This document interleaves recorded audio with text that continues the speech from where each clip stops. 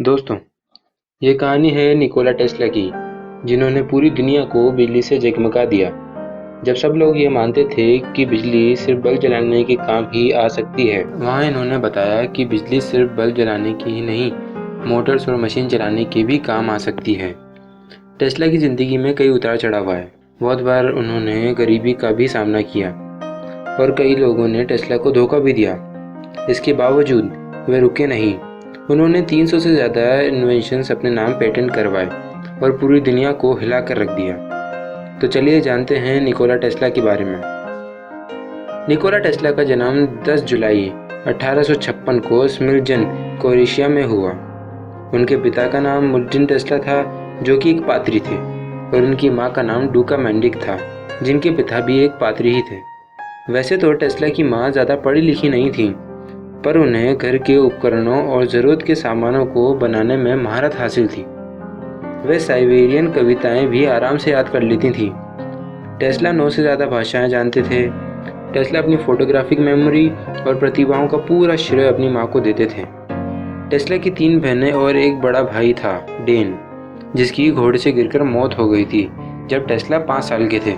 1862 में टेस्ला का पूरा परिवार गॉस्पिक रहने चला गया, जहाँ टेस्ला की स्कूलिंग हुई। 8 साल बाद 1870 में टेस्ला कार्लोवेक चले गए हायर रियल जिम्नाजियम के लिए, जहाँ क्लासेस जर्मन भाषा में होती थीं। टेस्ला लिखते हैं कि उनका इलेक्ट्रिसिटी को जानने के प्रति लगाव उनके प्रोफेसर को देख के हुआ। टेस्ला इतने बुद्धिमान थे कि वे 9 से ज़्यादा भाषाएं बोल सकते थे। वे कोई भी मशीन बनाने से पहले उसे अपने दिमाग में ही बना लेते थे। टेस्ला इंटीग्रल कैलकुलस के सवाल अपने दिमाग में ही सॉल्व कर लेते थे, जिससे उनके टीचर्स को लगता कि वे चीटिंग कर रहे हैं। 1873 में टेस्ला ने 4 साल की ग्रेजुएशन की पढ़ाई 3 साल में ही ख़त्म कर ली थी, वो भी काफ़ी अच्छे ग्रेड्स के साथ। उसके बाद जब वे स्मिल्जन वापस आए तो आते ही कॉलेरा नामक बीमारी से ग्रसित हो गए, जिससे वह 9 महीनों तक बेड पर ही पड़े रहे और कई बार तो उनकी मरने जैसी नौबत आ गई थी। ये देख टेस्ला के फादर ने उनसे वादा किया कि जब वह ठीक हो जाएंगे तो वह उन्हें अच्छे इंजीनियरिंग कॉलेज भेज देंगे। वैसे तो टेस्ला के फादर चाहते थे कि टेस्ला भी एक पादरी ही बने, पर टेस्ला की खुशी के लिए वह मान गए थे। तभी 1874 में ऑस्ट्रो हंगेरियन आर्मी में अनिवार्य भर्ती शुरू हो गई थी, जिससे बचने के लिए वे जंगल में चले गए।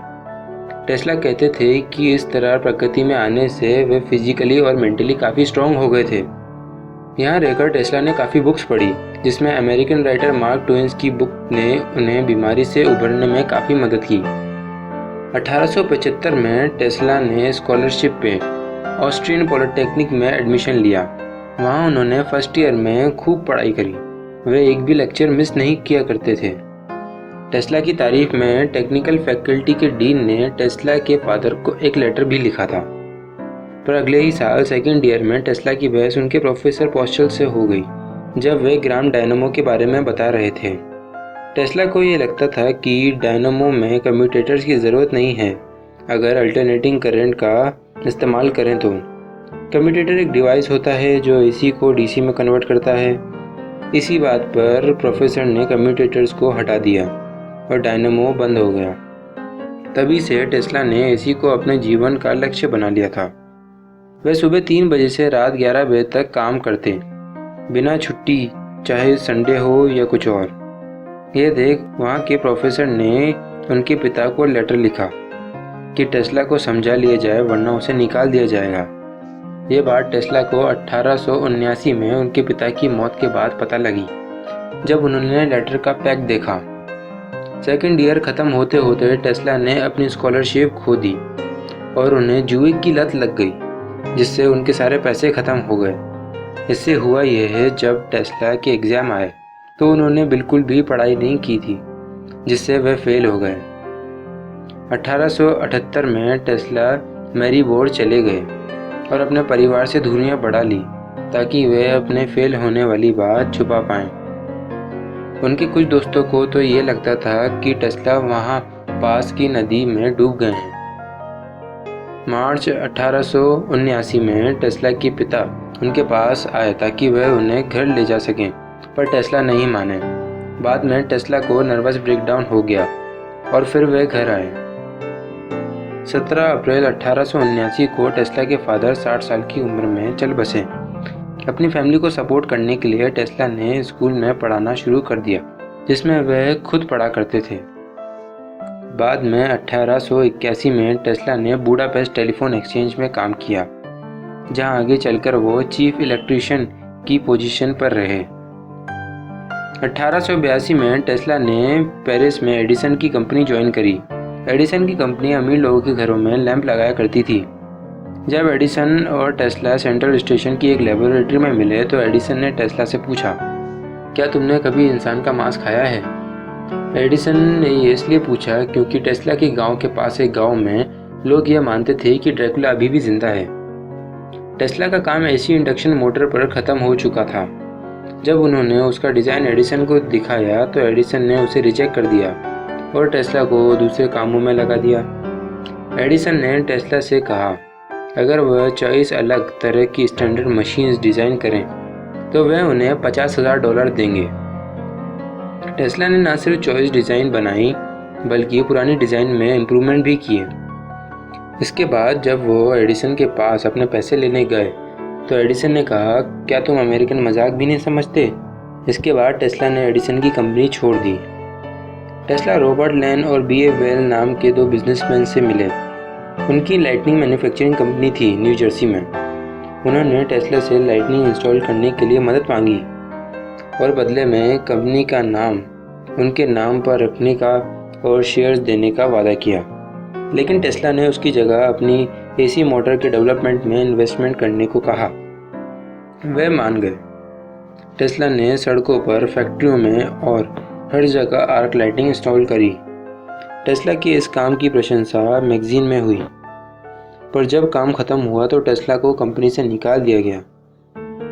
यहाँ से निकाले जाने के बाद टेस्ला के पास कोई काम नहीं था, तो उन्होंने गड्ढे खोदने का काम शुरू कर दिया। वहाँ काम करते हुए एक फोरमैन ने टेस्ला की काबिलियत जान के उन्हें कंपनी के चीफ इंजीनियर एल्फ्रेड ब्राउन से मिलने को कहा। ब्राउन ने टेस्ला के बारे में मैगजीन में पढ़ा था। उन्होंने टेस्ला को चार्ल्स पेक नाम के एक बैंकर से मिलने को कहा। उन्हें इम्प्रेस करने के लिए टेस्ला ने अंडे को सीधा खड़ा करने वाली तरकीब सोची। इसके लिए टेस्ला ने ब्रास का अंडा बनवाया और उसे अपने एसी सर्किट के बीच में रख दिया। रोटेटिंग मैग्नेटिक फील्ड से अंडा घूमने लगा और सीधा खड़ा हो गया। चार्ल्स राजी हो गए और टेस्ला ने एक कंपनी खोली, टेस्ला इलेक्ट्रिक नाम की। टेस्ला दुनिया को अल्टरनेटिंग करंट देना चाहते थे क्योंकि डायरेक्ट करंट इतना एफिशिएंट नहीं था। टेस्ला ने 1888 में एक स्पीच दी जिसका नाम a new alternating current motor था। उसमें उन्होंने बताया कि बिजली सिर्फ लाइट जलाने के नहीं, मोटर और मशीन चलाने की भी काम आ सकती है। बाद में टेस्ला वेस्टिंग हाउस से मिले। उन्होंने कहा वो टेस्ला को $500 और शेयर देंगे और ऊपर से एनर्जी प्रोड्यूस होने पर उन्हें $2.5 रॉयल्टी का देंगे। टेस्ला वेस्टिंग हाउस के इंजीनियर्स के साथ एसी मोटर के डिज़ाइन को इम्प्रूव करने में लग गए। एडिसन को टेस्ला के एसी का आइडिया शुरू से ही नापसंद था। एसी को खतरनाक और जानलेवा साबित करने के लिए उन्होंने विलियम नाम के एक कैदी को एसी करंट देकर मारा। इसके अलावा उन्होंने 24 कुत्तों, एक घोड़े और एक फीमेल हाथी को भी मारा और इस पर एक शॉर्ट फिल्म भी बनाई। पर इसके अलग टेस्ला कामयाब होते जा रहे थे। उन्हें 1890 में American institute of electric engineering का वाइस प्रेसिडेंट चुना गया। लोगों के प्रति एसी की भावना बदलने के लिए टेस्ला एक हाथ में हजारों वोल्ट के तार पकड़ लेते और दूसरे हाथ में बल्ब, और बल्ब जल जाता।